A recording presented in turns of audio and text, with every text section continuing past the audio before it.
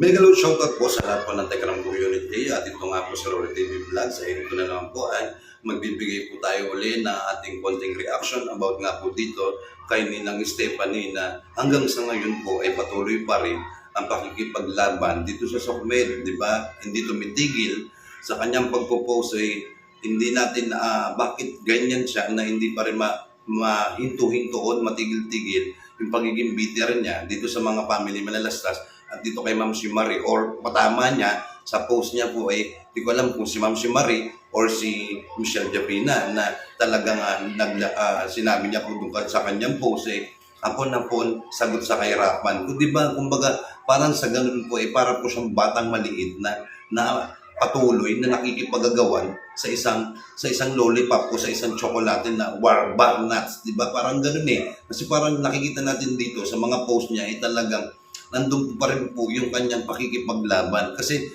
bawat post niya po talaga ay makikita natin dito na talagang literally po na talagang nakikipaglaban siya. Di ba? Isa lang naman yung pwede niyang gawin para makasagot po siya sa lahat po ng sinasabi sa kanya. Madali lang naman po solusyonan kung ano yung dapat niyang gawin. Gumawa po siya ng kanyang YouTube channel para di ba kahit paano po sa pagpo-post niya po ay magkaroon ng kasagutan yung lahat ng pagpo-post niya o kung ano man yung ginagawa sa kanya na paninira, di ba? Yun lang naman napakasimple, di ba? Gumawa lang siya ng YouTube channel niya para sagutin niya kung ano yung binabato lahat sa kanya. Di ba na hanggang sa ngayon hindi naman natin kumbaga pinabayaan na natin sa kanila itong batang kargador nito pero bakit hanggang ngayon patuloy pa rin siya nakikipaglaban at patuloy pa rin po siya nagpo-post ng kung ano-ano na about dito nga sa pagpo-post niya nandyan na nga po na binanatan niya na naman po sa kanyang post itong si Tekporen, di ba? Na ang sabi niya doon sa kanyang post. So yan guys, babasahin ko lang po itong kanyang post about patungkol po kay Tekporen or kay Tatay Tekram na kumbaga parang sinabi niya na nagsisisi siya sa kanyang pag-subscribe. So ito babasahin lang po natin guys. Poren M, paano ako maging balimbing ang pag-subscribe ko sa kapatid mo dahil pinapahanap ko yung bata hindi para sa vlog niya. Yung makatulong ako sa bata, yun lang yung balimbing na kung yan ang gusto mo at please hindi manggan ng bulok style ninyo sobra-sobra na wala akong inangad kung makapagtapos ang bata. Hindi ako vlogger, may matino akong trabaho dito sa New York o nakapagtapos ang sakop ng pamilya ko at yung mga tinutulong ko, di ba? So di ba guys, yun yung post niya po na binasa natin na para po talaga siyang bata, di ba? Na mahilig magsumbat, na mahilig makipagagawan, di ba? Kumbaga parang dito lumalabas po talaga siya na wala siya talaga sa katinuan ng utak niya na para po ba siyang baliw na hindi mo maintindihan. Kumbaga parang matalinong bobo po siya, parang gano'n. Yung gano'n po kasi marami po kasi pwedeng na pwedeng matalinong tanga, matalinong bobo, yung mga ganun po. Di ba, kumbaga, wala na po ba siyang masabi lang para dito sa kay Tatay Tekram o kay Tekporen o hindi niya kayang sagutin o hindi niya kaya talagang barbarahin o sagutin si Tekporen o si Tatay Tekram, di ba? Nandun kasi yun talaga, makikita mo talaga dito sa bawat post niya, yung galit niya na hanggang sa ngayon ay hindi po nawawala ang galit niya dito kay Tekporen at dito kay Tatay Tekram. Di ba? Na ganun sinabi na nag-subscribe daw siya, na ganun po yung sinabi niya, di ba? Parang bata talaga na hindi mo maintindihan. Kumbaga nakakaano lang na nakikita mo itong taong to na alam natin na may pinag-aralan, edukadong tao, pero bakit nagiging isip bata po siya nang dahil lang po dito sa batang pinagtatanggol po nila o kinakalingan nila ngayon. Wala naman na po silang dapat abulin kay Tatay Tekram. Kumbaga, yung sa bagay, yung inaabol pa pala po nila dito kala Tatay Tekram o kay kala Tekporen, yung lahat ng alahas niya at yung mga pera at saka yung mga gamit. Madali na naman po yung solusyon dyan di ba? Sinasabi na ilang beses at naka 1,000 na yata kung sinabi ni Tekporen at ni Tatay Tekram na kunin na po nila yung gamit. Wala naman po nagbabawal na kunin niya yung mga gamit niya na hindi naman po nila ay pinagdadamot Kumbaga, gustong-gusto na po nilang makuha yung mga gamit ng batang kargador na to. Ang problema lang po, wala pong pumupunta kahit isa po sa kanilang pamilya niya. Di ba? Kagaya na lang po ni Nanay Apple, di ba? O nandiyan naman si batang kargador para kunin Wala naman po nagbabawal para makuha niya po lahat yan, di ba? Kumbaga, ang nagbabawal lang po dito sa batang kargador na to o kay Nanay Apple siguro na dinidiktahan po nila wag na papuntahin itong si batang kargador dito sa Manalastas. Yun po yung problema kasi pinipigilan po nila.